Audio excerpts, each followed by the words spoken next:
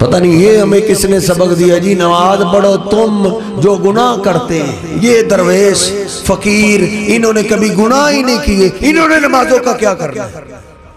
ये तो पहुंची हुई सरकारें, क्या ये हमारे महबूब पैगंबर से भी ज्यादा पहुंचे हुए हैं? नबी पाक सल्लल्लाहु अलैहि वसल्लम नमाज पढ़ते थे या नहीं पढ़ते थे? आपने कभी नमाज छोड़ी? आपने जिहाद के मैदान में भी नमाज नहीं छोड़ी, बल्कि यूं समझिए जिहाद के मैदान में भी आपको अल्लाह ने नमाज मुआफ नहीं की।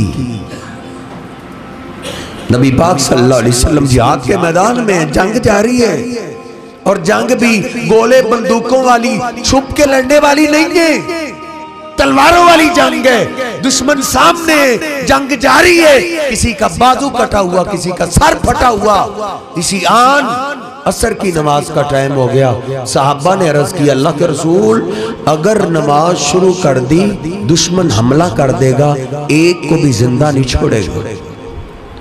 नबी पाक सल्लल्लाहु अलैहि वसल्लम की आंखों में आंसू आ गए। आपने फरमाया, नहीं मेरे साहबा, मेरे रब ने इस जिहाद के मैदान में भी नमाज मुआफ नहीं की।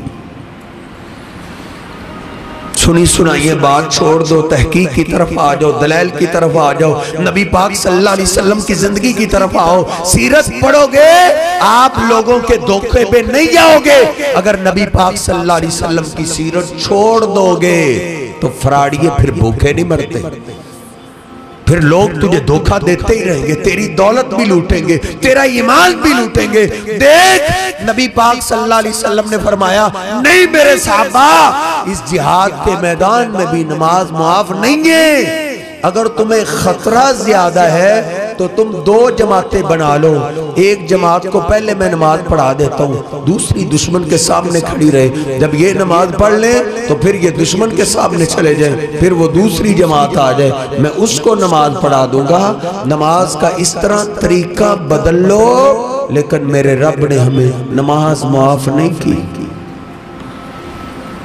अल्लाह का कुर्ब, अल्लाह की मोहब्बत फराइज की पाबंदी से मिलता है। उसकी कुल कायनात फर्जी नमाज होती है जिसको अल्लाह की मोहब्बत मिलती है।